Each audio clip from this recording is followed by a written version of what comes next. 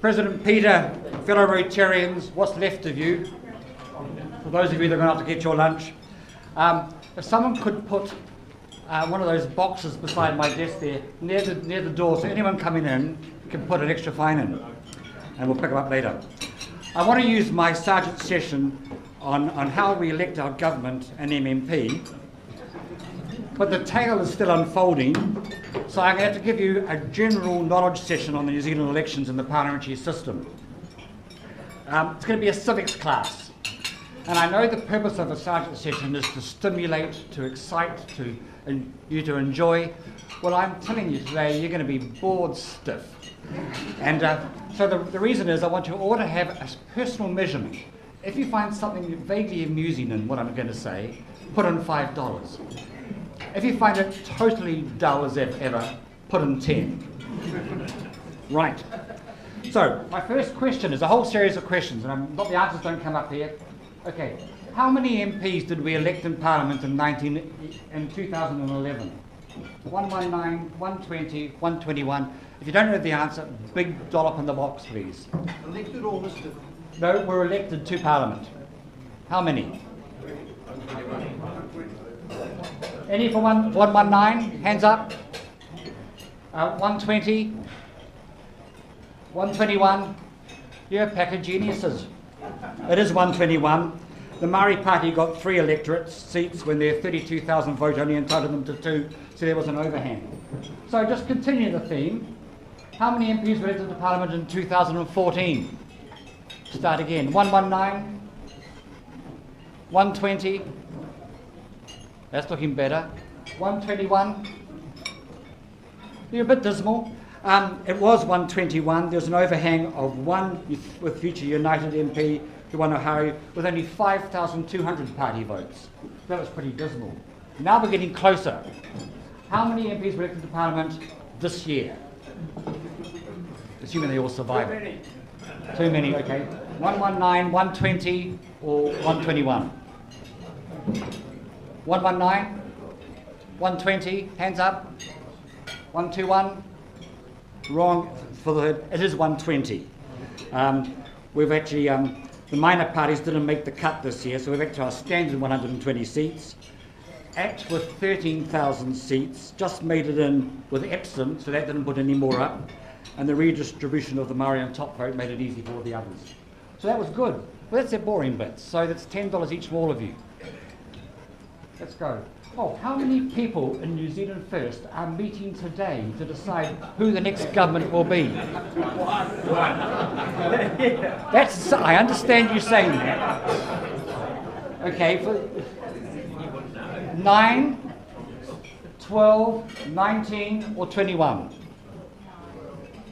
9, now just so you know, there's 12 board members, there's 9 members of caucus, there's 1 leader. How many, this is a mathematical exercise.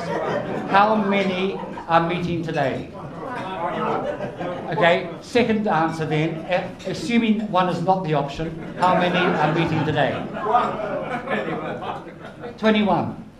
That's 9 and 12 added together. You're all wrong, you're all going to pay, it's 19 because 2 are on both. See, I knew there was something clever there. Right. Next one. Of the 71 electorates in Parliament, 64 are general electorates and 7 are Māori. Now, what political parties today hold the Māori electorates and how many? Labour? What was that? All Labour. No Māori? No Mana? You're right. Well done. That was quite a simple question, wasn't it? Right. Next one. Of the 64 electorates, how many parties hold the 64 seats? Any idea? For example, I've got 1, 2, 3, 4, 5 parties here. Are they all holding electorate seats? Yes or no? No. Who's not holding an electorate seat? Oh, you mean those political parties that are making all decisions? New Zealand First and Greens, right? Okay, how many are National holding? Well, just, you don't know, you should know that they've got 41 seats, Labour got 29, and ACT have got 1. The other 2 of you said, quite right, none. She didn't get that. More money, please. Of the 120 electors in total, how much do we get? No, you should all get this. Do each political party hold? This is after the special votes were counted. How many did National hold? 55? 56? Labour? Labour? 46. New Zealand First? We all know that. ACT? Greens? 8. Yeah. You got that fairly right. You should. That's good there. Now, who gets the most votes? Right. How many political parties got more than 1 million votes this year?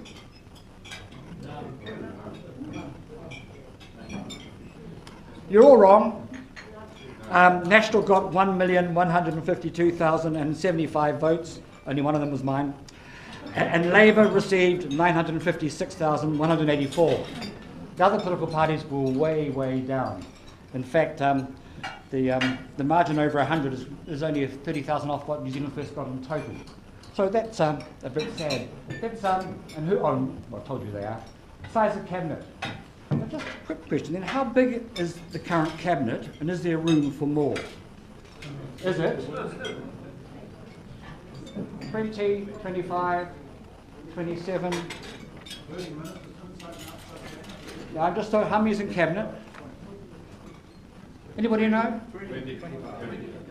All those that said 20, well done, the rest of you pay up. There are 5 outside cabinet, 2 support ministers outside there again, and 1 undersecretary, totaling an executive team of 28. The chances are with coalition discussions, I want you to think about this, it's probably going to grow. How depressing. 11, what's going to happen?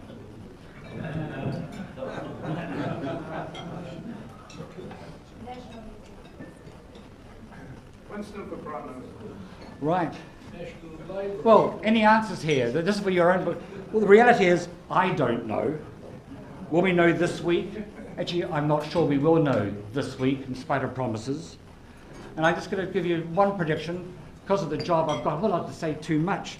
I mean, for 2 reasons. The main reason, 99% of it, is I don't know, is that my gut instinct tells me, and it's not on all my preference, is that it could well be a Labour Greens New Zealand First who will have the first go at the baubles, and we'll just see how long they survive. I don't give them long, as I'm not sure whether Winston will last the distance politically or otherwise.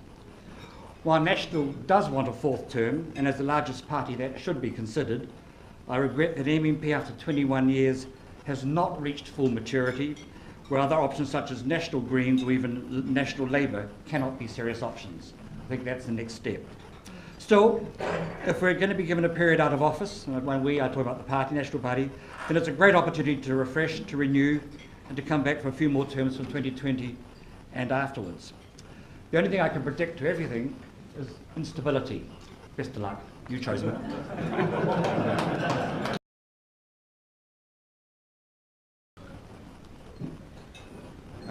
Kia ora mai tātou. Thank you, President Peter. So, I'm here just to give you an update on where we've got to after the Rotary Forum on the 1st of August, which you'll recall was about achieving impossible dreams for Wellington.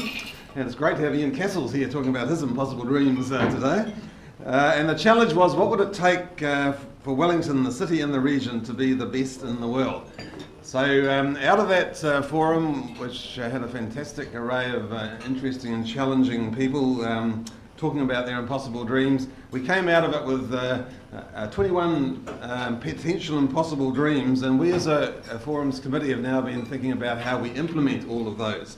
And so what I want to tell you today is how we've divided the task up, and invite you to put your hand up to us if you would like to take part in driving or helping one of these impossible dreams. And I should make it clear that this is about the Rotary Club of Wellington being a facilitator of positive social change. It's not about us doing all the work. And so we would like to see this forum become an annual seminal event in the life of Wellington. And the Rotary Club's role is as the agent provocateur, if you like, of ideas. But we want Wellingtonians to do the implementation, but we need your support in helping facilitate that. So that's why we're presenting this today to you, and there'll be a chance for you to respond through the club newsletter and website if you'd like to have a role. So just to talk about the themes, we've got several themes which have we've brought these dreams together, and one is around what we've called collaboration with the public service on challenges for Wellington, and the lead on this is Helen Algar. And some of the dreams that we've grouped together in this, the Deputy Prime Minister Paula Bennett challenged us to eradicate homelessness. She also challenged us to be the first city in New Zealand that has no unemployment. Bishop Justin Duckworth challenged us that Wellington would be a place where vulnerable people don't have to turn somersaults to get the support that they're entitled to. And an idea that we've been developing is that Wellington will be the test bed for innovative collective impact public services initiatives which will be picked up across the whole country. Theme 2. So this is one on Creative Wellington. Tony Hassett is the lead person on this. DK, who's the licensee of the TEDx Talks Wellington, talked about Creative Wellington. Tui Te Ho from Te Papa talked about embracing technology and innovation as enablers for social, cultural and economic reform. And Peter Biggs said Wellington will be the magnet for the planet's creative talent. Startups is one of the themes in there. So theme 3, biculturalism and diversity. So Karen Coots and I are talking about how we might lead this one. Sawira Gardner challenged us to be a place where Wellington is the te reo capital of New Zealand. And he suggested there should be more visible recognition of iwi Māori as the first settlers of Wellington, not just those tall ships that came in about 1840. Pinamin Owusu Banahini, who is a young African fashion designer who does stunning fashion work, challenged us that Wellington has the world's best ethically aware, socially conscious consumers of fashion. Theme 4 on social wellbeing. The lead on this is the Rotary Community Services Committee, which Karen Coots is the chair of, and we're talking with the committee about them taking this on. So there are a couple here. Stacey Shortall challenged us that we can all possibly answer the question, who did you help today? And she has a trust which is doing just that. And Grant Robertson MP said Wellington will be the opposite of loneliness. Theme 5, environment, planning and urban design. I'm sure this is of interest to Ian.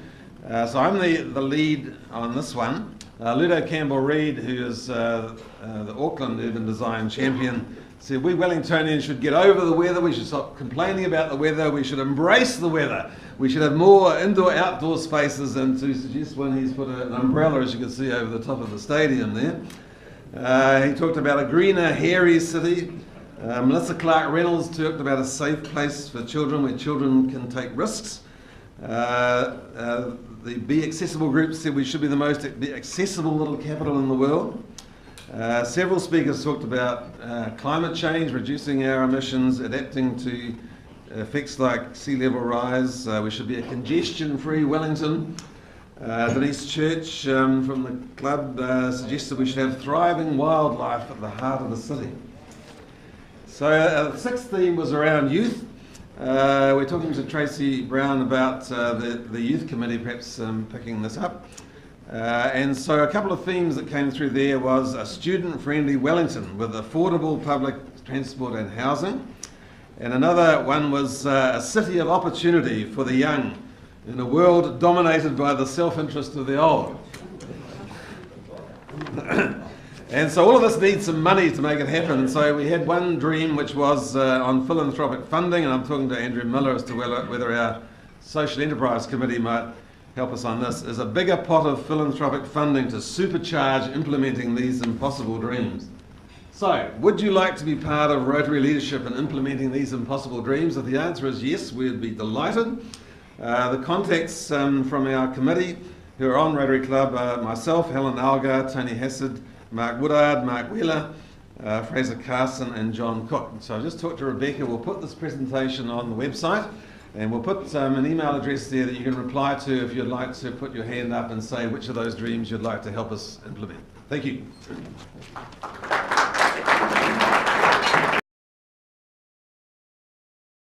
This theme relates very directly to the employability, and it's a theme I've been working on through the university, and John, with his long-standing role as organiser of the Gold Awards for Business Achievement, coming up 20 years, he and I have had discussions about how to take that event forward and create something that will hopefully be an annual contributor. And so I'm asking John to talk about the event that he's driving for November 8th.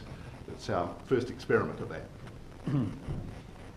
Thanks very much, Richard. Yes, after doing quite a bit of research through the Gold Awards winners and other businesses associated, it became quite apparent that some of the biggest challenges obviously facing the Wellington economy and for people and businesses is around this whole future of work. And I know that there's all sorts of things that have been, forums and things that have been going